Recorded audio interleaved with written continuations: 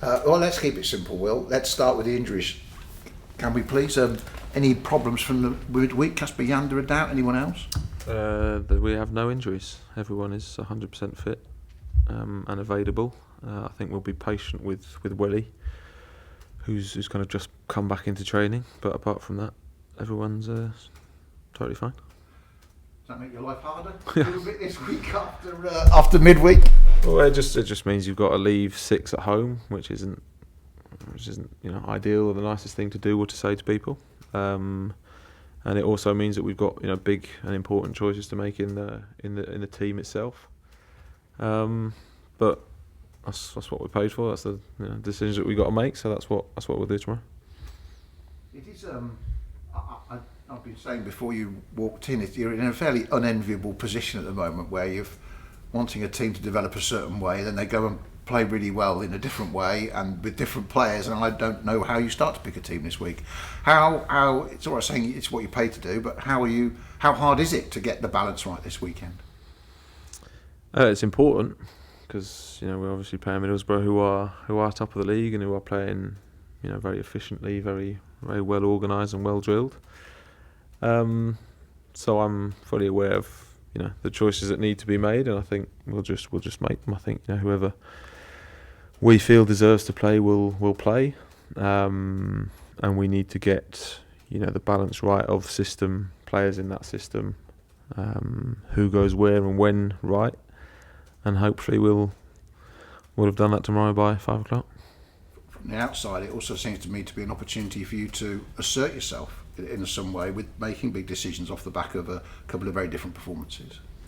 Agreed, but I think whatever decisions we or I make, it's never personal. It's never I'm never picking on people or pointing a finger and saying it's it's all your fault or it's all their fault if they're not in the team itself. It's just whatever the team needs right now and whatever the squad of players needs at this moment in time, that will take the full priority on where we're going as a team, and that's just basically what I've said to all the players. How much of the team selection is based on formation? Which way you go? I think the advantage that we have is that a lot of players are capable of playing both systems and can adapt pretty easily. And there's also you can do one thing in possession, one thing out of possession. You can do one thing in transition and defend that transition in a different way. And I think the players that we've got are quite adaptable and are quite sort of flexible in the way that we do that. And you then obviously look at opposition, how they're playing, what they're doing, how you can affect them. So that's what we've done. We've had a couple of days to think about it. Sort of analyse, prepare it, and hopefully we get it right tomorrow. You're 10 points behind Borough, but it's as importantly, almost you're about 4 points off the playoffs, I think, which is about 10 points for some teams. If my memory's right. So you're within a couple of games of where you want to sort of be around, but I guess you can't slip much more than a couple of games away from where you want to be, can you? Given the competition up there. No, I think it's frustrating enough being where we are and having the number of points that we have, but we've only got ourselves to blame for that, and we need to stand up and pick up points pretty soon, because otherwise we are going to face a bit more of a challenge. But I know it's not an excuse, but it's still very early days in a championship season. We've got a lot of things have moved, or a lot of pieces have moved in the past couple of weeks, and we need to make sure that we get that right sooner rather than later. But I'm again, especially after Tuesday, I think I'm fairly confident in saying that we're making progress and we're going in the right direction.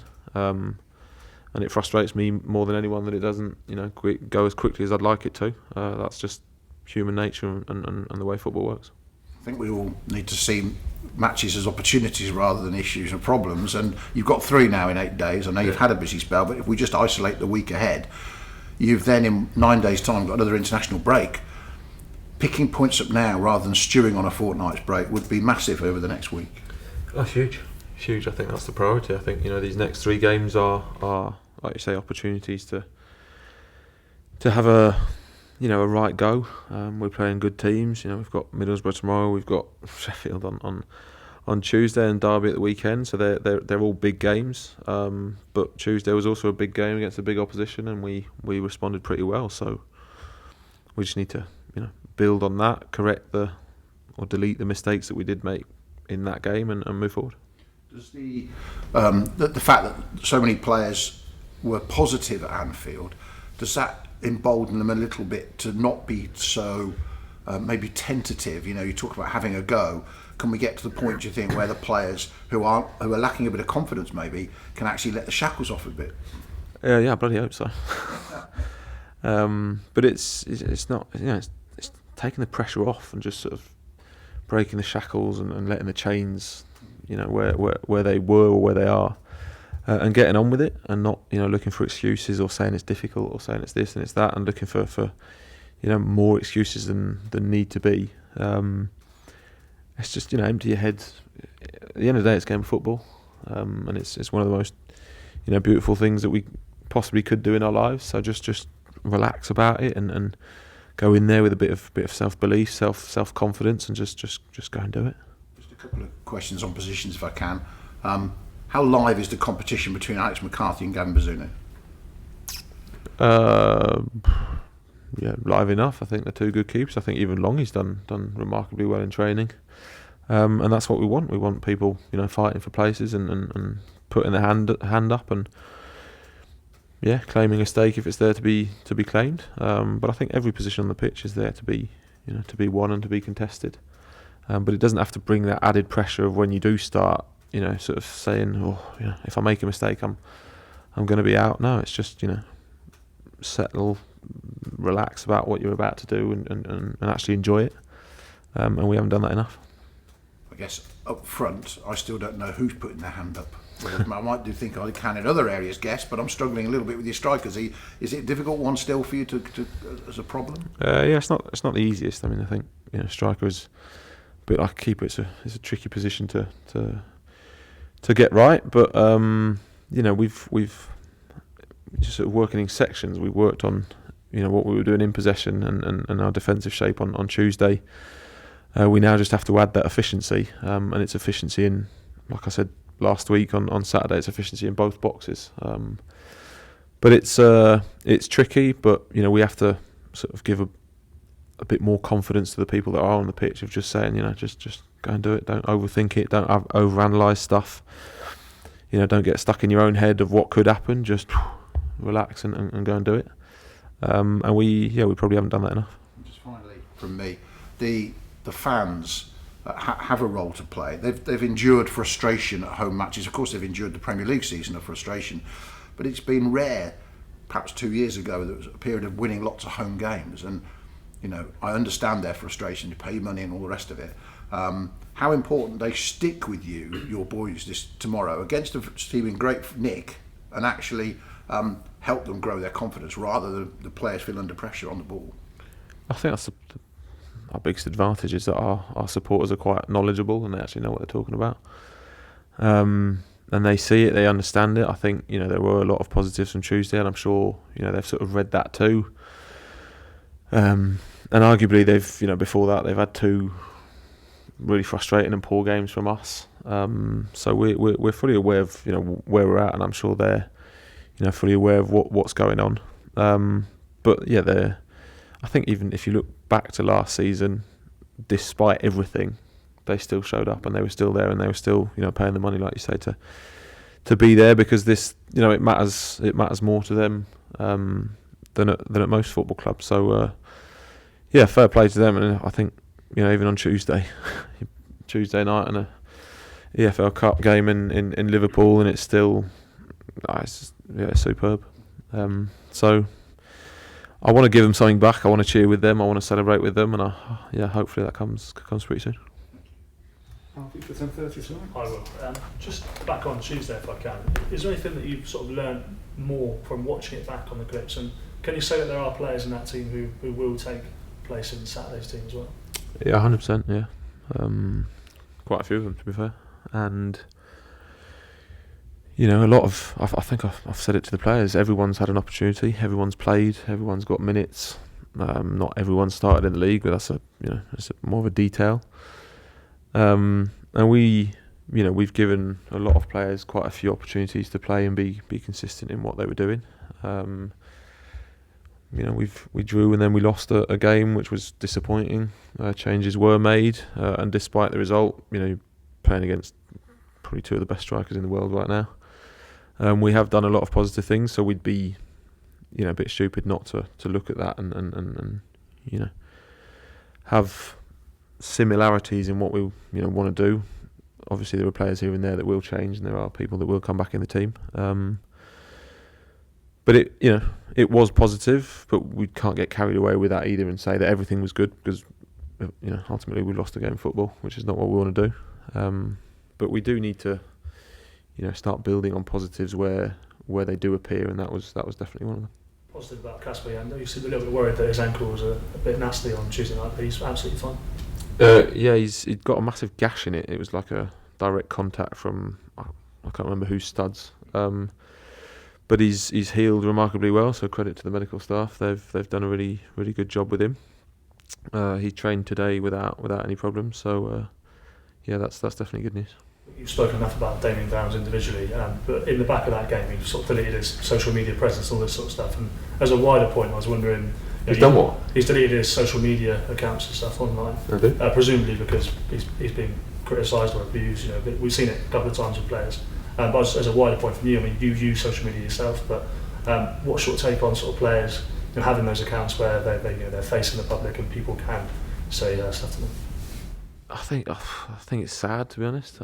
But that it doesn't really relate to football. It relates to the world the way it is. I'm just on Instagram, and I only go on it like once every blue moon to look at stuff, because that's just the generation that I was born and brought up in. But the number of like rubbish things that you get sent or that you get tagged in, or it's crap. And it shouldn't happen, but it does, because people feel that they've got the right and the will to say whatever they want whenever they want, and whatever that looks like, it's just okay to say. But I think that's sort of separate from football. I think if that has happened to Damien, then that's incredibly sad and a bit stupid. But we are in a position where a lot of people look up to us, and we do need to do better than we have done. But there's like a right sort of balance to be had of, like I said last week, it's not because we've only picked up 6 points that I'm a bad person, or that I'm my whole family's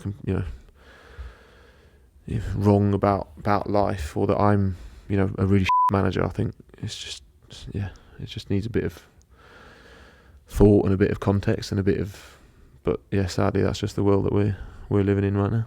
We've seen players respond to that. It's club before, Will Smallbone and Jack Stevens, so hopefully it can happen again. But Paul Trollope obviously knows Rob Edwards really well. I don't know, can you use that at all in a game like this where it comes up against his full manager? Yeah, hopefully we've had a few bits and pieces. We've just brought in a new set piece analyst, because Lou had left to Liverpool, and he's come directly from Middlesbrough. So we've had a long chat and analysed him pretty well. Obviously Trolls knows Rob inside out, and I'm sure both will be desperate to win the game, and we just need to make sure that we're a bit more at it and desperate to win it tomorrow. But Rob's gone to Middlesbrough. He's got a completely different staff there. He's got all new people, so there are similarities, but not everything's the same. But like I say, the bits that we can control, we have to make sure that we do. Also, another one from Middlesbrough, Finnazaz as well. On his position, he can play. We see him as a 10, but let's say you play a 3-4-3. Can he play as a left-sided player as well in the front three? And can you use that in a different way? He can. That is a possibility. He actually, started the season off with Middlesbrough doing that, and got a few goals, a few assists. So it's up for debate and up for grabs for him. So it's definitely one that we thought about. Yeah. Just finally, for me, if I can, and as far as we know, Shea Charles will go into the last 12 months of his contract at the end of this season. Is there any clause that the club retains to extend that, or do you know of any talks that may be taking place to look at extending that? I think the intent is definitely to keep Shea here. and I'm sure, you know, there is already stuff going on, and there has been talks between myself and the club, and he's a great football player, so we'd be silly not to do that, but I'm sure, you know, that will take place and that will settle when it needs to be done, but I'm fully aware of how good Shay is and what he can mean to this football club, so yeah.